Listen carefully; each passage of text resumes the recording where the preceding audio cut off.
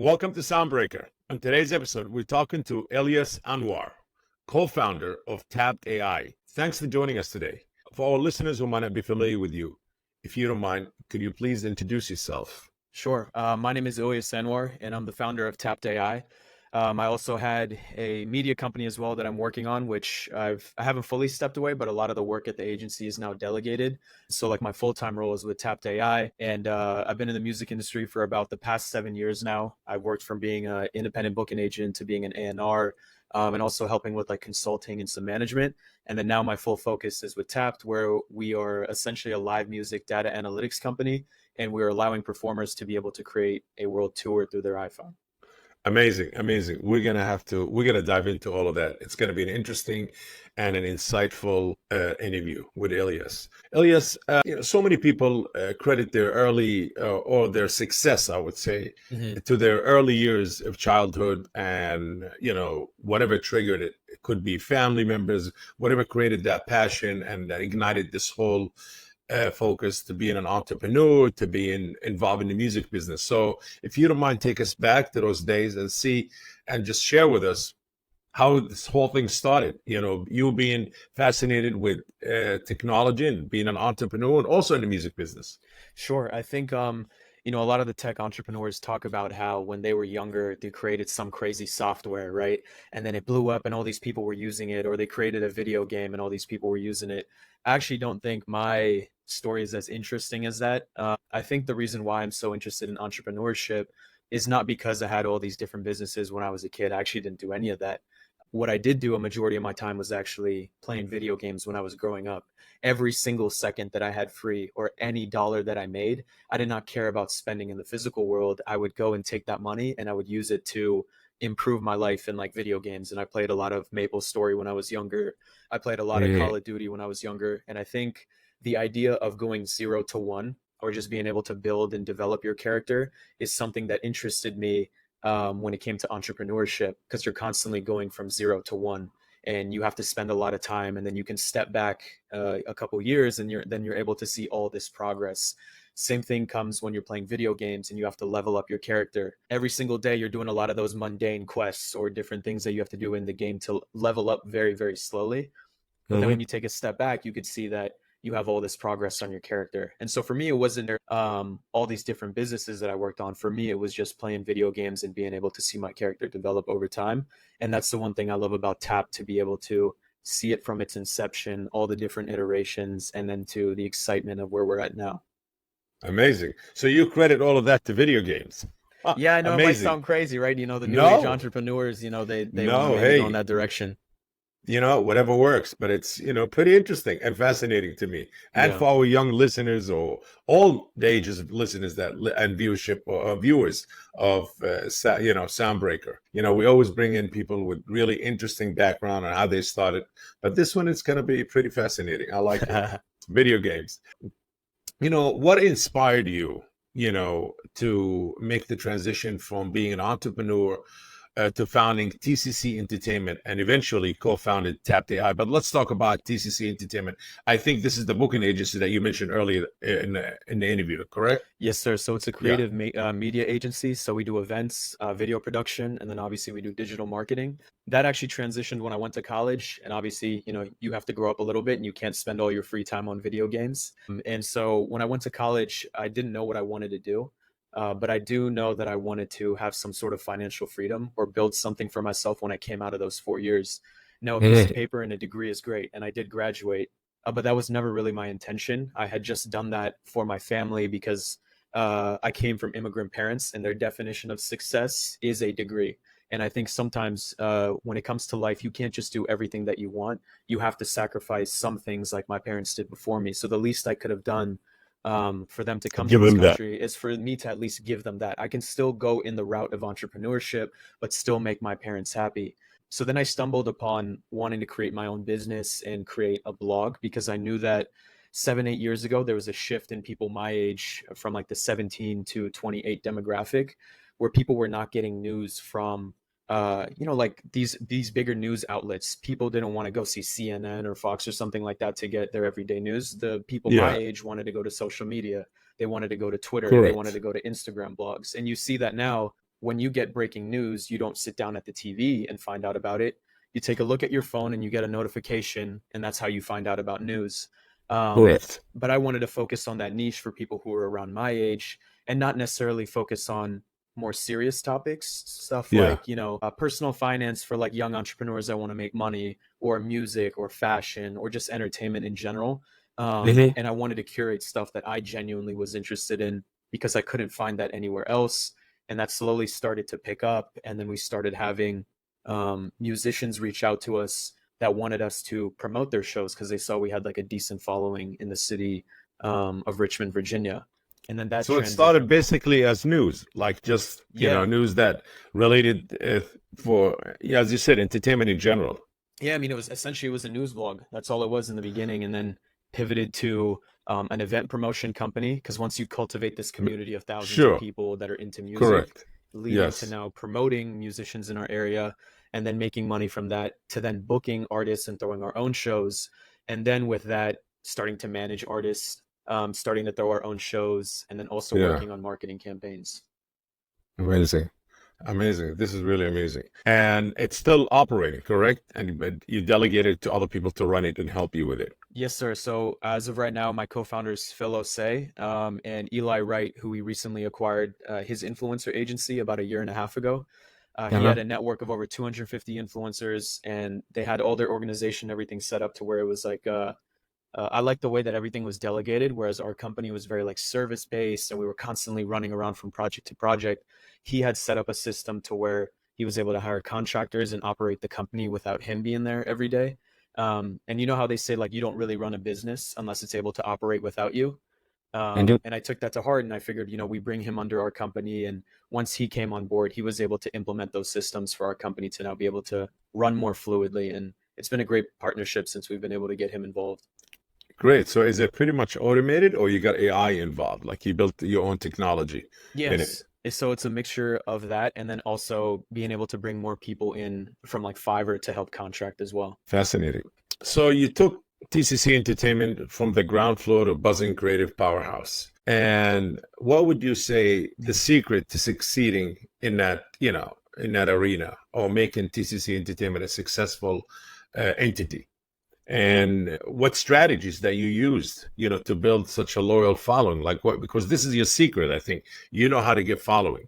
You know how to work social media. And I mean, you could build anything you want if you know kind of the, how should I say, the roads and the ins and out of how to create following. Yeah, I think the biggest thing is bringing value. When people would Hmm. come to our events, I would make it my own mission to at least get somebody connected with somebody or make sure that they had a good time. Whether it meant like sometimes upgrading somebody from general admission to VIP, or if you saw somebody that you knew that was in the line that maybe came from like 2 hours away, you would take them and then let them cut the line. It wasn't necessarily things that I did on social media. It was the things that I did Hmm. on in person that really led to that like cult following and building that community. And even for the people who are watching this video, for algorithmic purposes, if people do watch till the end, I'm actually gonna tell people in this podcast what they can do to actually win some money. So I personally will be giving away money to people who are watching this podcast, and we'll be revealing that at the end. And these are the types of things that, and I don't know if you've done that before. This is our first time maybe giving away money on No, the this podcast. is it. Yeah. Soundbreaker over here, we giving money away. Elias is giving it away on Soundbreaker. Yeah, I like so that. we'll be giving away Yes. $100 to somebody who listens to the end of the podcast, because then obviously that brings value to them. There's an incentivization towards the end, and then obviously for us, we're able to give back, and it helps the video too, right? For algorithmic purposes, the longer somebody watches, the more it's going to get pushed.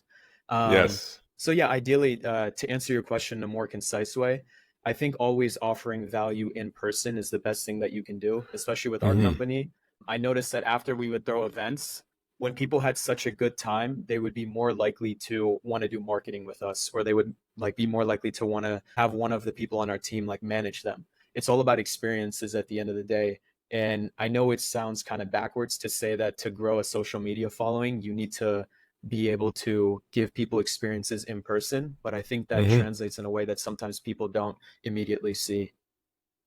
Amazing. Before I want to dive into tapped AI and how did it started and what really ignite this idea, let's talk about your creative, you were involved in some creative projects like NFL Super Bowl coverage and a virtual festival with Pusha T. Am I right?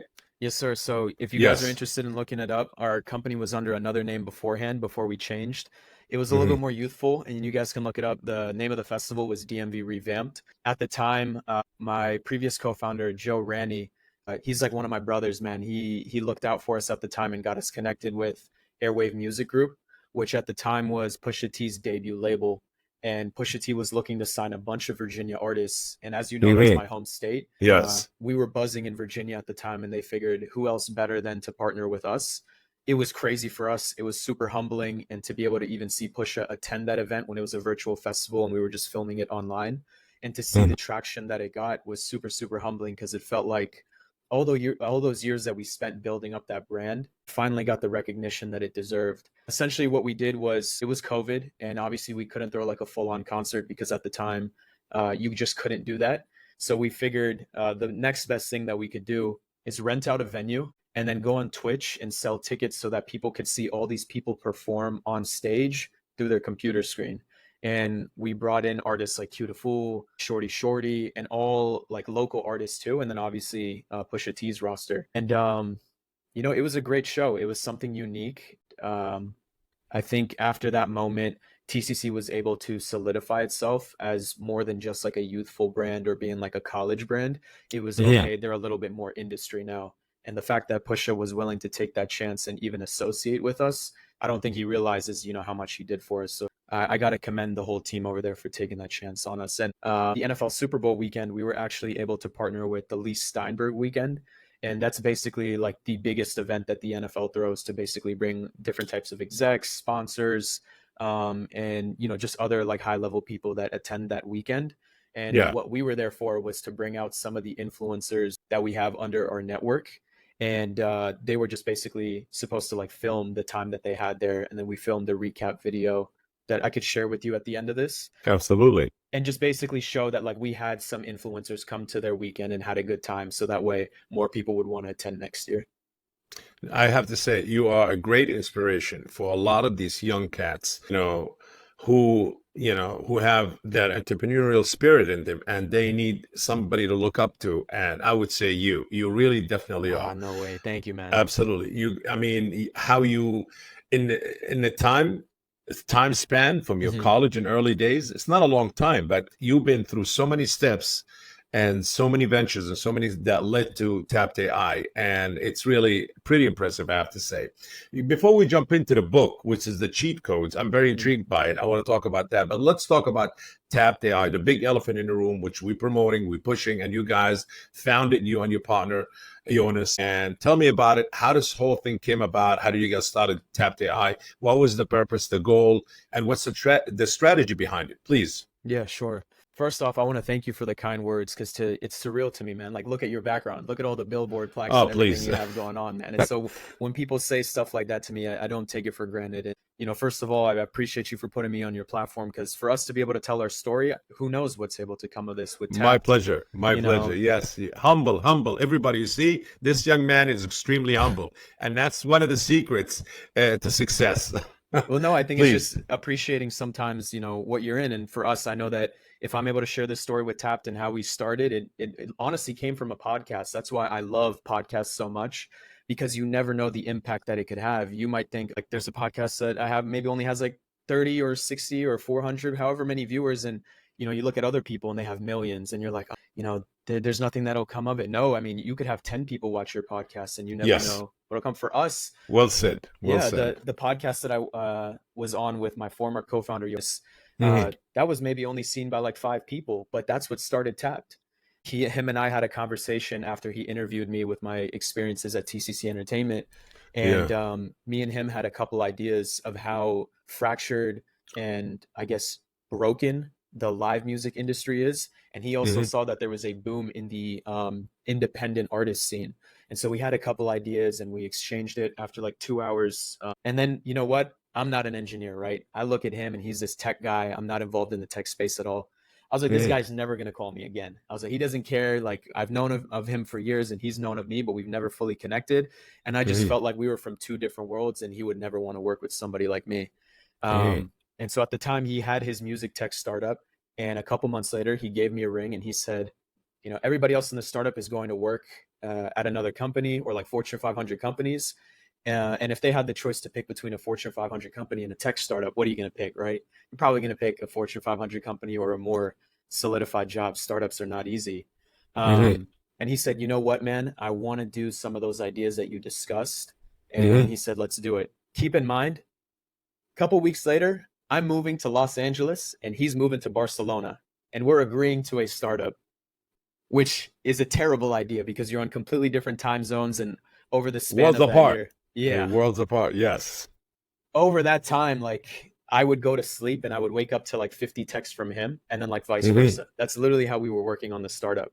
And we iterated from multiple different ideas, from a badge verification platform for the music industry, LinkedIn for the entertainment industry. And then so we switched to the AI record label, and then obviously the venue matchmaking service. And then now we finally found our thing, which is the live music data analytics company. And him and I have went through so many different journeys. We were building the startup across different ends of the world. And then him and I came to a decision. We were like, we have to do one or the other. Either I got to move to Barcelona or you got to move to LA. And I sure as hell was I sure was not going to move to Barcelona, But and he was not going to move to LA. So we came to a decision that we would both move to Virginia and live with our families for the remainder of the year and then quit our jobs. So I went from being in LA, he went from being in Barcelona, living the life, now come living with parents and just bootstrapping the company for the entire year. We both quit our amazing. jobs, and I believe transparency is important. At the Yeah. beginning of the year, I actually went back to working a job because we didn't want to take equity. And Hmm. this past week, I just quit that job again. And so now, he was basically working on the startup full time, and we're starting to take angel investment checks now. And later this year, we're going to be fundraising so that way we could build the platform for bookers.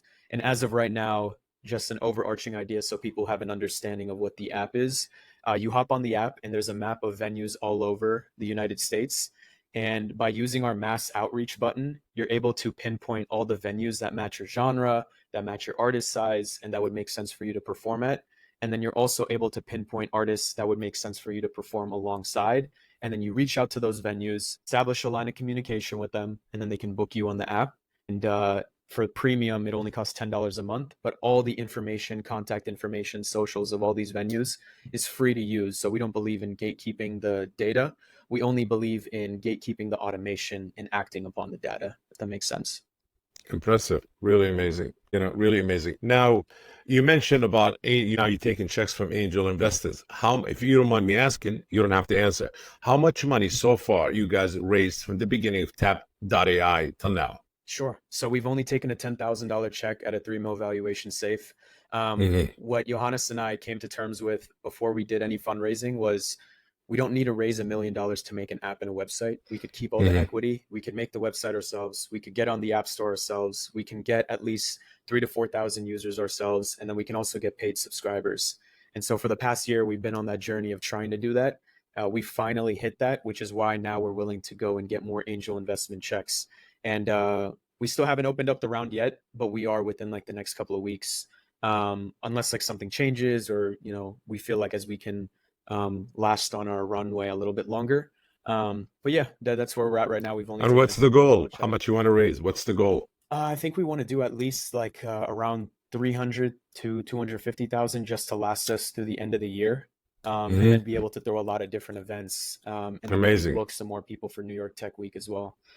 Amazing. Amazing. Pretty impressive. Pretty impressive. Now, probably we're going to talk more about Tap AI, but let's Mhm. kind of jump into, well, before I start talking about the book, the cheat codes, any competitors like you in that field in Tap AI, anybody doing what are you guys doing? Or you are the only sole company does that right now? So technically, right now, the way that we're approaching it, we're the only ones to Yeah. do it, and there is no publicized centralized live database. There is nobody who has done Yeah. it. It's all gate kept behind all these massive companies. Hmm. And so right now, with that aspect, we're the only ones doing that. There are a lot of competitors in the aspect of like massive booking agencies or using AI to pinpoint, some venues, but they're not doing it the way that we're doing it. We're essentially the first in the space. Great. All right. Let's dive into the cheat codes. Sure. I'd like to get a copy if there's a hard copy. If not, we'll download it. Sure. Yeah. But yes, please, let's talk about the book and what was it for, what inspired it, and what made you do it. Yeah. It's at a young age. You have already 2, 3 startups and a book. Very impressive. Let's dive into it for a second. You want to know a funny story? Actually, I didn't think, Please, that's what we're here. yeah, I didn't think the book Please. would actually do as well as I thought it would. Um, Yeah. for the past 6, 7 years, I have this journal, and I've actually never talked about this before because it's something that I keep to myself. But Hmm. for the past 6, 7 years, I've been working on this book, and I have not released it. It's not even the one that's out right now. This was actually a test that I made. So I actually have the physical copy right here.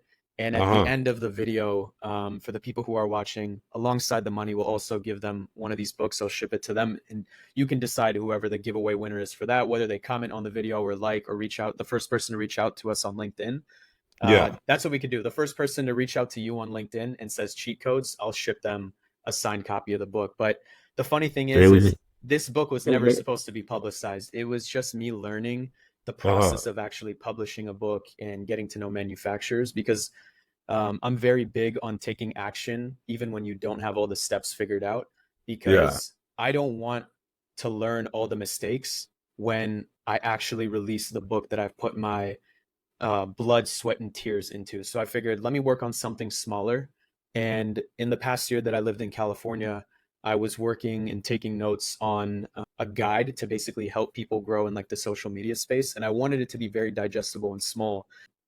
And I wanted to send it out to a couple friends because people were asking me. And so then somebody told me, they're like, hey, I'd pay for this. I would want to buy this. And so then that kind of turned me to go into the rabbit hole and start selling it on TCC's website, and then reach out to manufacturers. And if anybody's listening to this and wants to work on a book and get it distributed everywhere or get physical copies, you could go to bookbaby.com. I don't get any money from it, but that's essentially where I do it all. And so this was just basically a test for me to learn the process of making a book public. And then when I actually went online with it, granted, it didn't sell like millions of copies. It's not a New York Times bestseller, but we've sold around 520 copies now in totality. And to me, Wow. that's a decent amount, and that showed, Absolutely. you know, Yes. Absolutely. Pretty impressive. Pretty impressive. and Definitely. Yes. Go ahead.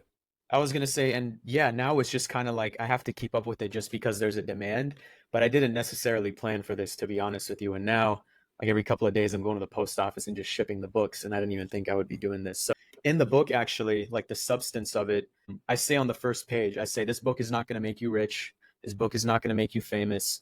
I'm 25 years old, man. I'm not an expert in the space. I can only speak on my experience.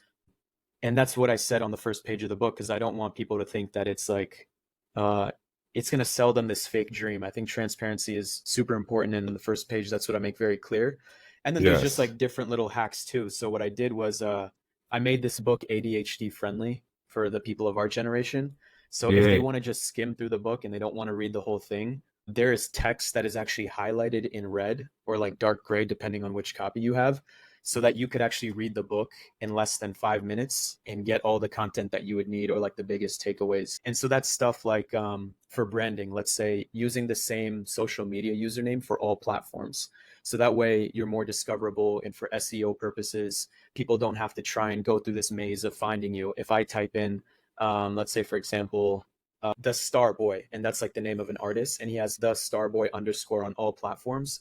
When I now Hmm. Google him, all his social media sites pull up. And it's just like little tips and tricks like that that'll be able to help people, stand out a little bit. Hey, you're not just an entrepreneur yourself. Also, you're aspiring other entrepreneurs, which is amazing. Yes. So, can you tell us a bit about you being the first influencer marketing campaign for the White House? That's something, we didn't talk about yet. Can you please shed some light on it? Sure. So I actually, while I was building up my company like a while back and it was much smaller in college, I had Yeah. the chance to intern for Gold Media Agency, and I was an unpaid intern. But they were obviously giving me access to all these festivals and different events that was going on at the time. And I loved being able to learn from the CEO of their company, Damien. And that guy is one of the best businessmen I've ever seen in my life. He's a political lobbyist and was also an exec at Coca-Cola.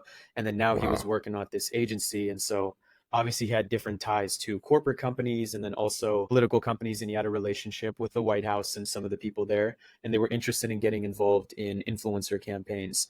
I'm not going to sit here and say I was the lead of it. I was an intern at the time, and the last day they needed a couple more influencers, and because of the space that I was in and the marketing agency that I had, we had Hmm. connections with some influencers. And I was able to parlay that to them and say, hey, I could help. And on the last day, I brought in a bunch of different influencers and we got their campaigns Mhm. figured out last minute. And that's what ended up getting me the job full time because I came in a very stressful situation, super last minute. I wasn't even technically supposed to be involved in the campaign. But because they needed somebody, I took the chance and I put my hand out and it worked well. And I spent about a year with them as well after that. And it was just a great experience overall. Great. That's really amazing. I mean, throughout the interview, I haven't heard one negative and struggle thing that you mentioned. Looks like you just brushed it off and just stayed focused and stayed positive. The music industry known for its difficulties and Oh, challenges and setbacks and gatekeeping and all of that. Can you share some of the difficult moments that you came across or you endured, and how did you overcame it? yeah, I think the music industry is definitely a connection-based industry. And so when you Hmm. don't have any connections prior, it's hard to get through certain doors or build the trust of people that haven't seen your work beforehand. The hardest thing for me was just getting people to take me seriously. I already look young as it is, right? But imagine 6, 7 years ago when I look even younger. I think age has been the hardest thing because I've always been willing to work.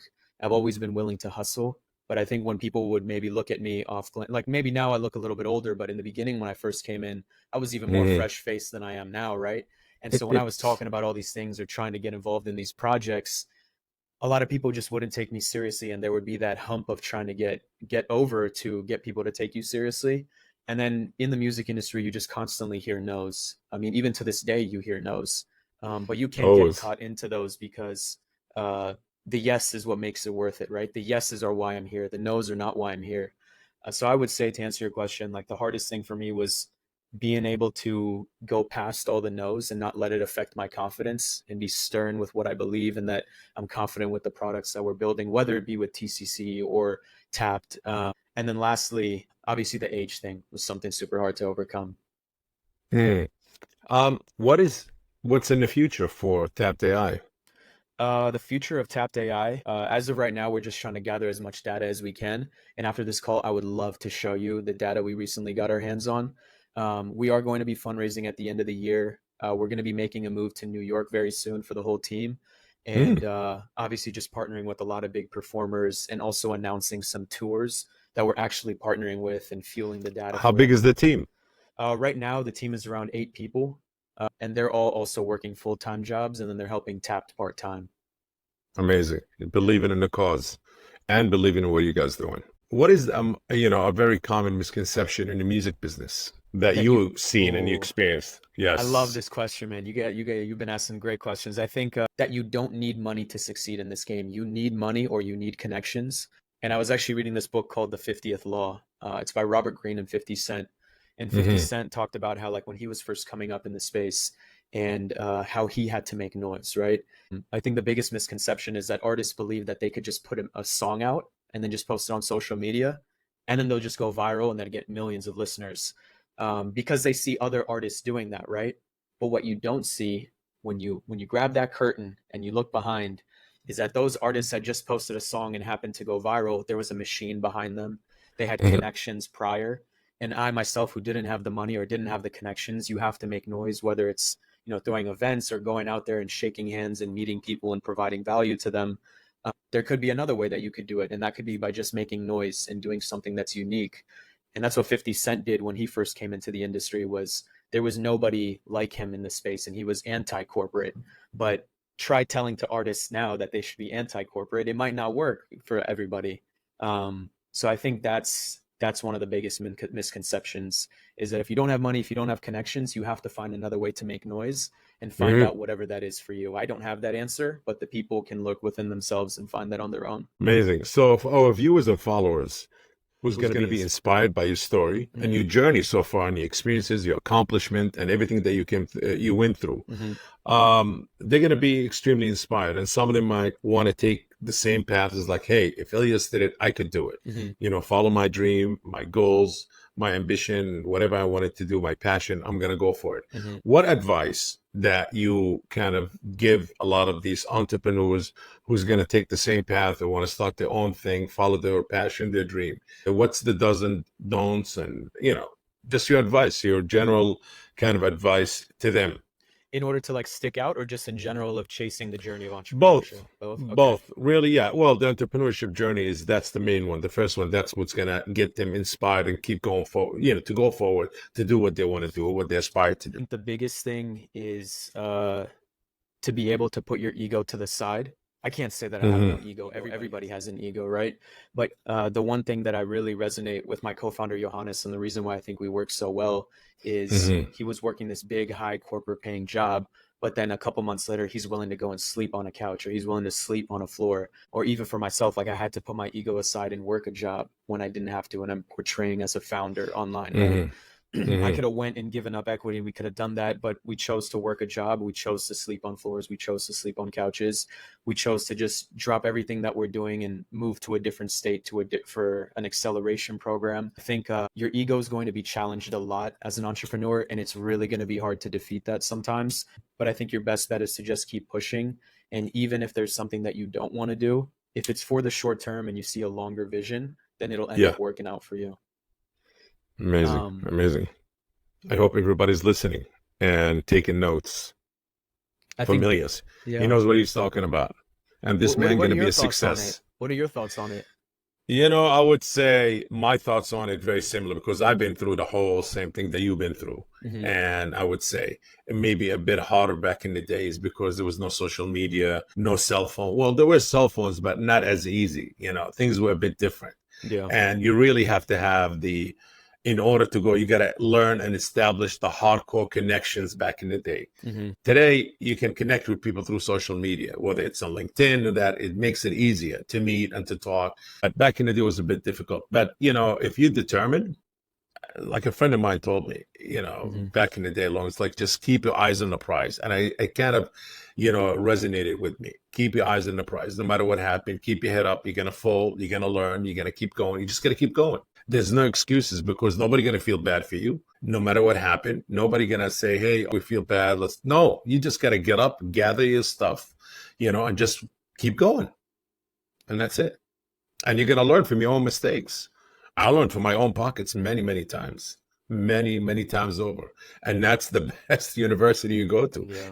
If you weren't born into it, if you didn't have the jobs, if you didn't intern at major labels and all of that, if you have to carve your own path, it's a bit difficult. But you know what? If you're determined enough, you could do it. I had an interview last week. I interviewed Scott Cohen, Hmm. who started, you heard of him, Yeah. who started actually the founder and starter of the first digital distribution company. I mean, he told me stories on the podcast. You'll hear it, but the guy went broke. He said the IRS, he lost his money, his friends, he lost his home. He was sleeping at the orchard. He started the orchard. Yeah. So he was sleeping at the couch at the orchard. Yes. And look at it now. It's a powerhouse. And Sony bought it from him. So forget it. I mean, he Yeah, told me that's a great stories and he story. had no fundraising. Yeah. Bootstrapped the whole thing. There was no Yeah. raise. He said, he said it. He admitted I wasn't savvy enough to convince people to give me money. But he was the first, how the idea was born, to be a digital distributor in a world where everything was physical. He's seen the Yeah. future. And he did something, and he said our first client was iTunes, and 75% of the music we're playing is coming from us. That should tell you all. And then I'm interviewing today a younger version of Scott Cohen, an entrepreneur, ambitious, who just comes up with great, amazing ideas. You're seeing, should I say, you have a tiny little crystal ball, or you just ahead of a curve, which is that's the truth. You never know. So I would say, everything you said, it's pretty insightful for our Mhm. listeners. And for me, obviously, very valuable. I'm always interested to see what the newer generation have, the entrepreneurs like yourself, what they thinking, what's in the future, what's going to happen, what's going to change. Well, let me ask you something. Yeah. Is the game of music distribution, is it going to stay the same? It's pretty much gate-kept in a way. In order for you to distribute, you have to go, that slice or that piece of pie has to get divided many times. You got to go through an aggregator, or you go to a distributor, or a distributor goes through an aggregator, and the aggregator gives it to the stores, the DSPs, and the DSPs take their cut and they give it back to them, everybody. So obviously, how should I say, the income or the earnings from the streams, it's being diluted. That's part of the business, but is it going to Yeah. stay the same, or do you see the change? Like I remember I lived through the physical days to the digital days. And I know how it worked. and it changed the whole thing. But now I think we're living in an era where there's a change going to happen because of technology. Obviously, technology leads the music business, and literally, pretty much, you know, music sits on and behind it, and whatever technology goes, the music business has to go. I think you said it best yourself. Like music is right here, and music has to go where technology is going. You saw the Yeah, CDs and how yeah, musicians used to distribute through record labels and Walmarts, and now people yeah, don't really care about distributing and even selling a CD at Walmart. Now with the change in technology, I mean, people still do it, especially major artists, but in terms of the next and up and coming independent artists, their whole goal is to distribute independently, and a lot of them are getting millions of streams without a well-oiled machine behind them. We've seen changes in production as well. Beforehand, you had to go to a studio and you had to pay all this money, and a label had to back you, and you spent a couple correct. $100s a day. And Yes, now I can be on my computer right now with this microphone, and I can go on BandLab and I can create studio quality type music. So we've seen innovation there. yes, Is it the most used form? No, obviously people still go to studios and stuff like that. I correct. never think there will be a black or white answer. I think there will be forms of technology where they are more innovative and some independent artists will use them, but there will always be those well-oiled machines that use more traditional things. And even when you look at, let's say, for example, like social media, that's another form of distribution that people can now garner a community on, where they don't necessarily need to sign a deal to build a community. Yeah, Nowadays, you might sign a label deal for the social proof, so people back home could think that you make it or made it, and then also to be able to build like a tour, like that takes a lot of effort, and there's so much red tape around it. And what we hope with our app is that not only will it be able to help record labels, but it'll make it more fair for the independent artists, similar with how TuneCore is used by some record labels now, right? In yes, theory, TuneCore could have replaced all of distribution, but it's also used by booking, or it's also used by independent record labels and major labels. it is. Yeah, The vision correct. that we see with Tapped is not to necessarily destroy the whole industry. I think that would be a huge red flag if we were to say that, right? What we want to do is just take our little sliver, help those independent artists build more leverage, so that when they do go to a record label and they are asking for a deal, they don't need to give up so much equity because they don't have their touring figured out. An independent artist can now exist in a world where when they are sitting in front of that record label, they could say, I have my distribution figured out here. This is how much it gets me. I can make, studio quality music through this. This is how much it makes me. Distribute my music through social media to promote it. And this is how many views I get. And I can sustain myself as an artist. That one thing they don't have though is booking. And what we hope is to add to that conversation. So when they come in and say, I got TuneCore, I got BandLab, I got TikTok, and I'm a decent, successful independent artist, I don't really need that much from booking because I also have this app that pinpoints the right type of venues and allows me to create a world tour or just be able to apply to perform for nearby shows. And I think that'll level out the playing field and also give independent artists, just a little bit more leverage, and then just make it easier for some of Hmm. these, mid-sized Amazing. artists as well. Amazing. Yeah, I mean, do you think that the way we consume music now is it going to change in the next 4 or 5 years? Is it going to stay to Spotify's, or is it going to be a new way of mixed reality with AI and metaverse? I mean, I think, in my opinion, the Vision Pro is the beginning of a new era. How do we Oh yeah. consume? Maybe not the whole thing, but if like I would say, I think it was done more of a case study, but I think there is how should I say? But there will be a new way for us to consume content, which we're talking about music, so music, let's say audio and visual and videos and all of that. You know what? I have thought about that, and when you ask that question, I maybe see Yes, like something like this because we went from vinyls and then we had CDs and there's stuff in between that, but I'm just talking about like the bigger ones, and then go from sure. listening to your Well, we headphones went and from the physical stores, the towers and the coconuts and FYE and Sam Goody and all of that. We went from that to the Spotify's, the iTunes, Deezer, and all of these Platin, Pandora, and everything else. But I think we come into an era that's going to change. That's what really I'm looking for. What's the newest way of us consuming music? Where's it going to be? How's it going to be streamed? Is it through metaverse? Is it through, you know, I think I heard this, and I don't know if it's true, but I heard this one time from a podcast, and they were yes, saying that if you want to see where technology is going, look at where the giants are putting all the money into. And as we've seen with a lot of the bigger companies, they're all putting money into the metaverse in immersive experiences. That's So it. right now, there's one thing to Yeah. listen to audio and video, but what if there's more of like an immersive experience where the two are combined? And then now, you know, the way that we digest music is that we listen to our headphones and Yeah. we watch a music video, or we go and pay tickets to see a show. Well, I think with the amount of money we've seen going into furthering the metaverse space and AR, VR, I think it'll be now when you listen to a song, you're listening to the song and digesting it through the Vision Pros, but then you're also a part of the Travis Scott music video.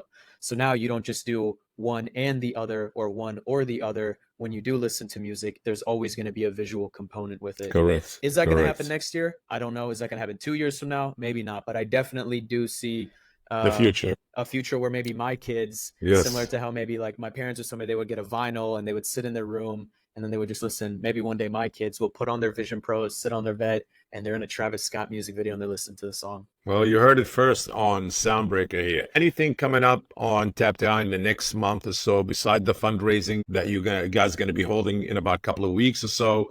Any new technology, anything for the fans, for the subscribers, for our viewers to look for when they go to tap.ai to see, hey, yeah, there's a new function happening in the next month or so you guys going to introduce out there? Yeah. So right now they are able to apply to perform at a couple independent festivals. In this summer, obviously it's festival season. There's going to be a lot more opportunities for people to be able to apply and potentially get paid. I want to be very clear, just because you apply does not mean that you get the position. There's a lot of other booking agents that are involved that have to go through the vetting and like your profile and like your music.